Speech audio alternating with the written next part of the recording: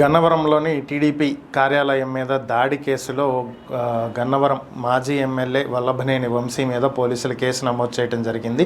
ప్రత్యక్షంగా ఆయన ఈ దాడిలో పాల్గొనకపోయినప్పటికీ కూడా దాడికి పాల్పడినటువంటి వారిని రెచ్చగొట్టి దాడి జరిగేందుకు కారకులయ్యారు అంటూ ఆయన మీద కేసు నమోదు చేయడం జరిగింది. ఇప్పటికే 18 మందిని అరెస్టు చేసి రిమాండ్కి పంపించినటువంటి పోలీసులు ఆయన్ను కూడా అరెస్టు చేస్తారనేటువంటి వార్తలు కూడా వినిపిస్తున్నాయి. అయితే వంశీ అయితే ఎన్నికల ఫలితాల దగ్గర నుంచి ఏపీలో అయితే ఉండట్లేదు. కొంతమంది హైదరాబాద్లో ఉంటున్నారని చెప్తున్నప్పటికీ కూడా మరికొంతమంది ఆయన అమెరికాలో ఉంటున్నారని, గ్రీన్ కార్డు కోసం అమెరికాలో అప్లై కూడా చేశారనేటువంటి వార్తలు కూడా వినిపిస్తున్నాయి. ఈ వార్తల నేపథ్యంలోనే వల్లభనేని వంశీ ఈరోజు ఏపీ హైకోర్టులో పిటిషన్ దాఖలు చేయడం జరిగింది. ఈ టీడీపీ పార్టీ కార్యాలయం మీద దాడికి సంబంధించినటువంటి ఈ కేసులో తనకు ముందస్తు బెయిల్ ఇవ్వాలని చెప్పి హైకోర్టుని ఆశ్రయించినటువంటి నేపథ్యంలో కోర్టు ఆయన్ను ఈ నెల 20వ తేదీ వరకు అరెస్టు చేయొద్దని, తొందరపడి ఎటువంటి చర్యలు తీసుకోవద్దని, దీనికి కౌంటర్ దాఖలు చేయాలంటూ ఏపీ పోలీసులని ఆదేశించడం జరిగింది. ఏపీలో విశాఖ జిల్లా స్థానిక సంస్థల కోటాలో జరుగుతున్నటువంటి ఎమ్మెల్సీ ఎన్నికలు, దీంట్లో కూటమి తప్పుకోవటం జరిగింది. తమ అభ్యర్థిని నిలబెట్టట్లేదని చెప్పి ప్రకటించింది. ఎందుకంటే మనం చెప్పుకుంటున్నటువంటి అంశమే టీడీపీకి బలం లేదు, ఇది ప్రజల నుంచి పడేటువంటి ఓట్లు కాదు, స్థానికంగా స్థానిక సంస్థలు అంటే కార్పొరేషన్లు, కార్పొరేటర్లు, కౌన్సిలర్లు, వార్డు మెంబర్లు, ఎంపీపీలు, జెడ్పీలు వీళ్ళు ఓట్లు వేసి ఎమ్మెల్సీని ఎన్నుకోవాల్సి ఉంటుంది. సో ఆ బలం వైసీపీకి 600 ఉంటే టీడీపీకి 200 ఉన్నటువంటి నేపథ్యంలో ఎలాగూ గెలిచేటువంటి అవకాశం లేనటువంటి సీటుకి ఒక పోటీకి అభ్యర్థిని నిలబెట్టి ఓడిపోయామని చెప్పుకునే కంటే కూడా అసలు పోటీకి నిలబెట్టకపోతే బెటర్ అని కూటమి భావించినట్లుగా తెలుస్తుంది. అయితే ఇప్పటికే ఇండిపెండెంట్గా ఒక వ్యక్తి అయితే నామినేషన్ అయితే వేయటం జరిగింది.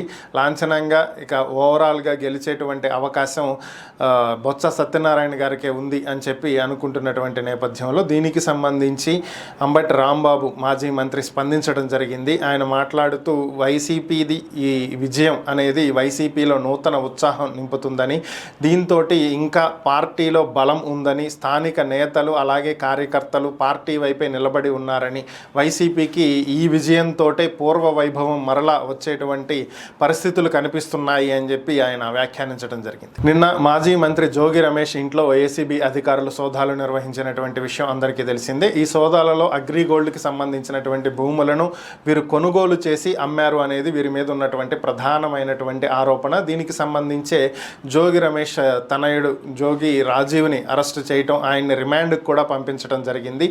అయితే ఈ కేసులో ఒకవేళ జోగి రమేష్ని అరెస్టు చేసేటువంటి అవకాశం ఉందా అనేటువంటి ప్రశ్నకు ఏసీబీ అధికారులు క్లారిటీ ఇవ్వటం జరిగింది. ఈ కేసుకు సంబంధించి ఇప్పటి వరకు జోగి రాజీవ్ అలానే జోగి రమేష్ బాబాయ్ మీద మాత్రమే ఆరోపణలు ఉన్నాయని, వారికి సంబంధించినటువంటి ఆధారాలు లభ్యమవటంతో వారినే అరెస్టు చేయడం జరిగిందని, ఒకవేళ ఈ కేసుకు సంబంధించి జోగి రమేష్ హస్తం దీని వెనక ఉందని గనక తెలిసినట్లయితే ఆయన్ను కూడా అరెస్టు చేస్తాము అని చెప్పి పోలీసులు తెలియజేయడం జరిగింది. ఏపీలో కొత్త జిల్లాలు ఏర్పడిన విషయం అందరికీ తెలిసిందే. 13గా ఉన్నటువంటి జిల్లాలని గత వైఎస్ఆర్ కాంగ్రెస్ పార్టీ ప్రభుత్వం 26 జిల్లాలు చేసింది. సో దీనికి సంబంధించే మాజీ ముఖ్యమంత్రి కిరణ్ కుమార్ రెడ్డి స్పందించడం జరిగింది. ఉమ్మడి ఆంధ్రప్రదేశ్ చివరి ముఖ్యమంత్రిగా పనిచేసినటువంటి కిరణ్ కుమార్ రెడ్డి ప్రస్తుతం బీజేపీలో నేతగా కొనసాగుతూ ఉన్నటువంటి పరిస్థితి. ఆయన మాట్లాడుతూ తాను గనక సీఎం అయ్యుంటే ఈ పాటికి జిల్లాలన్నింటినీ మరలా కలిపివేసేవాడిని అని చెప్పి ఆయన వ్యాఖ్యానించడం జరిగింది. గతంలో ఉన్నటువంటి వైఎస్ఆర్ కాంగ్రెస్ పార్టీ రాష్ట్రంలోని అస్తవ్యస్త విధానాల ద్వారా పూర్తిగా రాష్ట్రాన్ని సర్వనాశనం చేసిందని, వారి హయాంలో అరాచక పాలన సాగిందని, చంద్రబాబు నాయుడు ముఖ్యమంత్రి అవ్వటం ఆయనకున్నటువంటి అపార అనుభవం వల్ల రాష్ట్రం బాగుపడుతుందని చెప్పి భావిస్తున్నానని, అలానే చంద్రబాబు నాయుడు అధికారంలోకి వచ్చిన తర్వాత వ్యవస్థలన్నింటినీ చక్కదిద్దుతారని భావిస్తున్నారని, అవసరమైతే కేంద్రం సపోర్ట్ తీసుకుని ఆయన రాష్ట్రాన్ని ఒక గాడిలో పెడతారని చెప్పి ఆశిస్తున్నానని చెప్పి ఆయన తెలియజేయటం జరిగింది.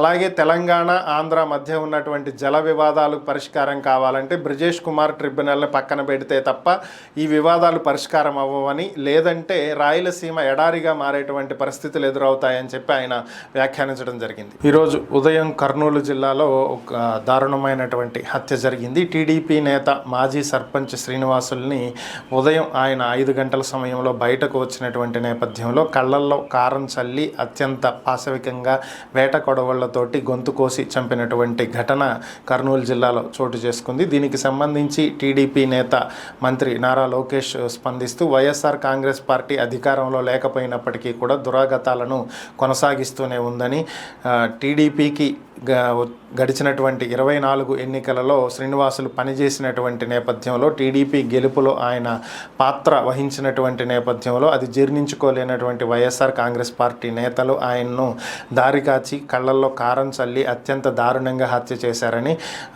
గతంలో కూడా ఇలాంటి దారుణాలకే పాల్పడినందువల్లే వైఎస్ఆర్ కాంగ్రెస్ పార్టీ ఓడిపోయి 11 సీట్లకు పరిమితమైందని, అయినా కూడా ఇంకా ఇలాంటి దురాగతాలకే పాల్పడుతూ ఉన్నారు, అరాచకాలు సృష్టిస్తున్నారు అని చెప్పి నారా లోకేష్ వ్యాఖ్యానించడం జరిగింది. గతంలో 2014 నుంచి 19 వరకు టీడీపీ అధికారంలో ఉన్నటువంటి సమయంలో చంద్రన్న కానుక అని చెప్పి రేషన్ దుకాణాలలో సంక్రాంతికి, క్రిస్మస్కి, అలాగే రంజాన్కి తోఫా ఇస్తూ ఉండేవాళ్ళు.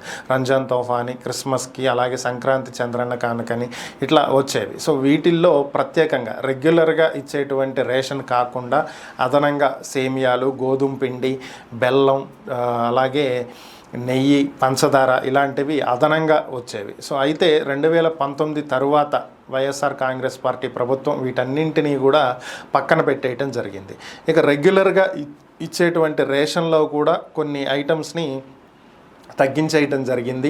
కేవలం బియ్యము, పంచదార మాత్రమే ఇస్తూ వచ్చారు. అయితే ఇప్పుడు మరలా టీడీపీ కూటమి ప్రభుత్వం ఏర్పాటు చేసినటువంటి నేపథ్యంలో మరలా చంద్రన్న కానుకని పునరుద్ధరించినట్లుగా తెలియజేశారు.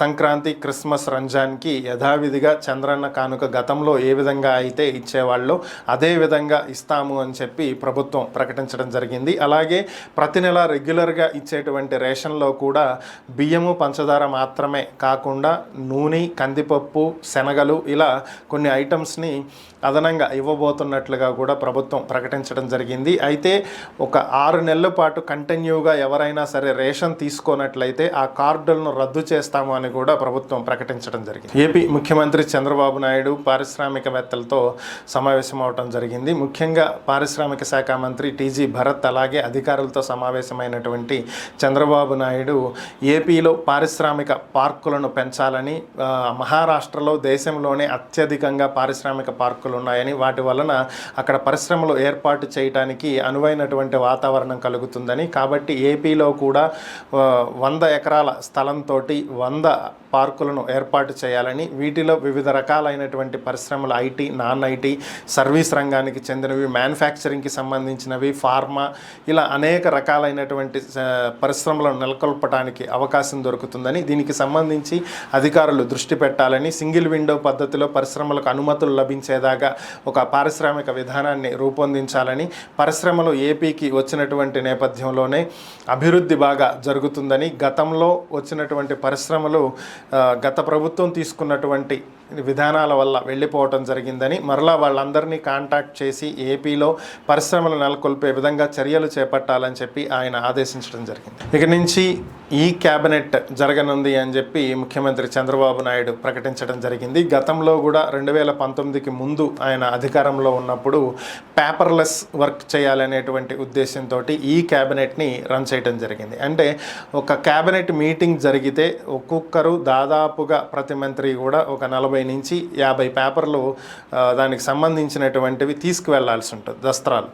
సో అయితే వీటన్నింటినీ తగ్గించడానికి, ఈ పేపర్ వర్క్ తగ్గించడం కోసం అప్పట్లోనే ఈ క్యాబినెట్ని రన్ చేసేవాళ్ళు. అంటే ఆ శాఖకు సంబంధించినటువంటి వివరాలు ఏవైనా సరే ఆన్లైన్ ద్వారా తీసుకునేటువంటి ఏర్పాట్లు చేసుకోవటం జరిగింది. 2019లో ప్రభుత్వం మారిన తర్వాత ఈ క్యాబినెట్ విధానాన్ని పక్కన పెట్టి మరలా యథావిధిగా పేపర్ ప్రింటింగ్ వాటి గురించి చర్చించడం ఇవే స్టార్ట్ అయినాయి. మరలా ఇప్పుడు చంద్రబాబు నాయుడు అధికారంలోకి వచ్చినటువంటి నేపథ్యంలో పేపర్ని తగ్గించాలని, దానివల్ల చెట్ల పెంపకానికి అవకాశం దొరుకుతుందని, చెట్లు నరికేటువంటి పని తగ్గుతుందని, కాబట్టి ఈ క్యాబినెట్కి ప్రపోజల్స్ పెడుతున్నామని చెప్పి చంద్రబాబు తెలియజేయటం జరిగింది.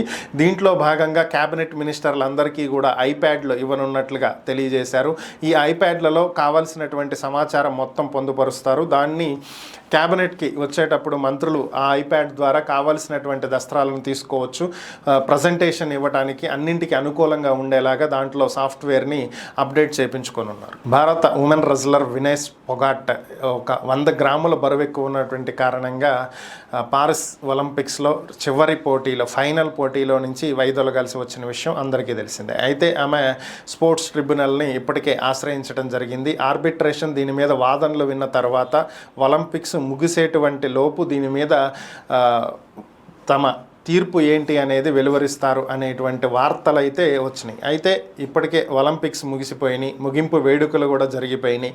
మరి వినేష్ పొగాట్కి రజతం ఇస్తారా ఇవ్వరా అనేటువంటి అంశం మీద స్పోర్ట్స్ ఆర్బిట్రేషన్ ఇప్పటి వరకు ఎటువంటి తీర్పు కూడా చెప్పలేదు. అయితే నిన్న ఒకసారి మరలా ఈ కేసు నిన్న వాదనలకు వచ్చినటువంటి నేపథ్యంలో ట్రిబ్యునల్ దీన్ని మరలా వాయిదా వేయటం జరిగింది. ఈ నెల 16వ తేదీన దీని మీద ఒక నిర్ణయం తీసుకుంటామని, అప్పటి వరకు వేచి ఉండాలని చెప్పి ఈ నెల 16వ తేదీకి ఈ కేసుని వాయిదా వేయటం జరిగింది. అటు ఈవెంట్ ముగిసినప్పటికీ ఫలితం అయితే ఇంకా తేలనటువంటి పరిస్థితి. మరి రజతం ఇస్తారా లేదంటే ఇవ్వరా అనేది అయితే తేలాల్సి ఉంది. బంగ్లాదేశ్లో జరుగుతున్నటువంటి అల్లర్ల కారణంగా ఆ దేశ ప్రధాని షేక్ హసీనా రాజీనామా చేసి భారత్కి వచ్చి తాత్కాలికంగా తలదాచుకుంటున్నటువంటి విషయం అందరికీ తెలిసిందే. అయితే ముఖ్యంగా ఈ అల్లర్లు జరగడానికి కారణం ఏంటంటే బంగ్లాదేశ్ స్వాతంత్రోద్యమంలో పాల్గొన్నటువంటి వారి కుటుంబాలకు ప్రభుత్వ ఉద్యోగాలలో అలాగే యూనివర్సిటీలు చదువుకునేటువంటి కాలేజెస్లో వీటిల్లో రిజర్వేషన్ కల్పించడం, దీనికి వ్యతిరేకంగా ఉద్యమం జరుగుతుంది. వారికి రిజర్వేషన్ కల్పించకూడదు అనేది